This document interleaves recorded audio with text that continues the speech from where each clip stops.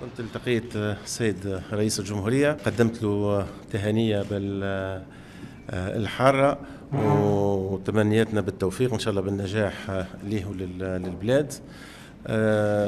طلب مني سيادة الرئيس مواصلة مهامي إلى تشكيل ودخول حكومة جديدة ونيل الثقة من البرلمان.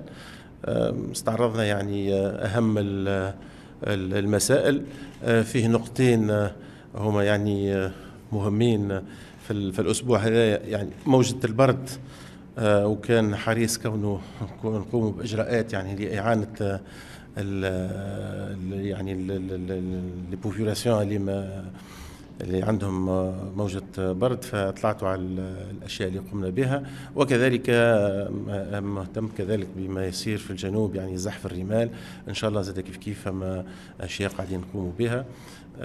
هذا هو، يعني سأواصل مهامي إلى حين وصول حكومة جديدة.